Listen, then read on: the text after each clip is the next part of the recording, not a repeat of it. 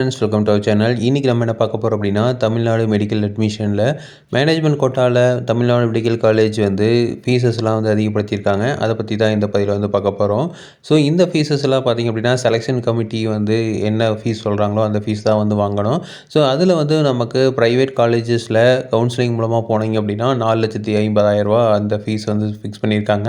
So இதுக்கு முன்னாடி அதே ரேஞ்சு தான் இருந்துச்சு. அதில் வந்து எந்த பிரச்சனையும் இல்லை. ஸோ 4,30,000 4,40,000 இருந்தது. 4,50,000 பண்ணியிருக்காங்க.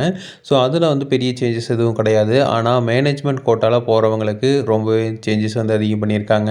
கிட்டத்தட்ட வந்து ₹1,50,000 வரைக்கும் அதிகம் பண்ணியிருக்காங்க. ஸோ இப்போ பாருங்கள், இதுதான் வந்து லாஸ்ட்டு இயர் வந்து போட்ட அமௌண்ட்டு. ஸோ மேனேஜ்மெண்ட் கோட்டாவில் பாருங்கள், அன்னபூர்ணா மெடிக்கல் காலேஜ் அண்ட் ஹாஸ்பிட்டலில் 13,50,000 வாங்கியிருக்காங்க. அருணை மெடிக்கல் காலேஜ்லேயும் same 13,50,000. Dhanalakshmi Srinivasan medical college and ஹாஸ்பிட்டல்ஸில் 13,50,000. அந்த மாதிரி வந்து எல்லா இதுலேயுமே வந்து கேஎம்சிஹெச்லேயும் வந்து 13,50,000 தான் வந்து கொடுத்துருக்காங்க. ஸோ இது எல்லாமே வந்து அங்கே இருந்தது.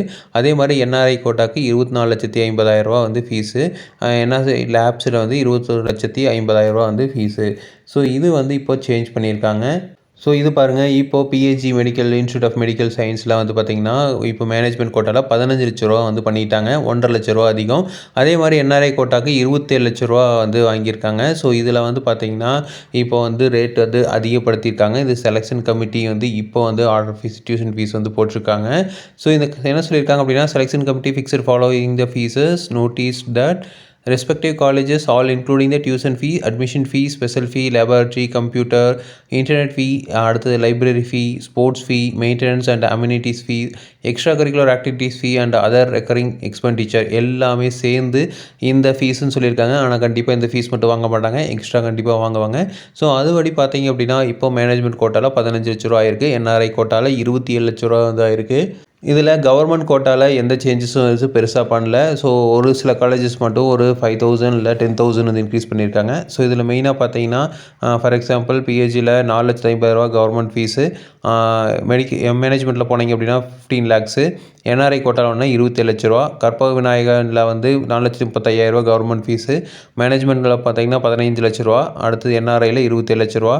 So Karpagam faculty of medical science and research கோயம்புத்தூர்லேயும் அதே மாதிரி தான் 4,40,000 வந்து கவர்மெண்ட் கோட்டா ஃபீஸு, மேனேஜ்மெண்ட் கோட்டாவில் போனீங்கன்னா 15,00,000, என்ஆர்ஐ கோட்டாவில் 27,00,000 ஆகுது.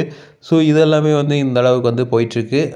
இப்போ வந்து செலெக்ஷன் கமிட்டியில் வந்து இன்க்ரீஸ் பண்ணியிருக்காங்க. ஸோ இது யாராவது வந்து மேனேஜ்மெண்ட் கோட்டாவில் போகிறீங்க அப்படின்னா இதை வந்து தெரிஞ்சுக்கங்க. ஸோ இதே மாதிரி இன்ஃபர்மேஷன் உங்களுக்கு தொடர்ந்து வேணும் அப்படின்னு எங்கள் சேனல் சப்ஸ்கிரைப் பண்ணுங்கள். தேங்க்யூ.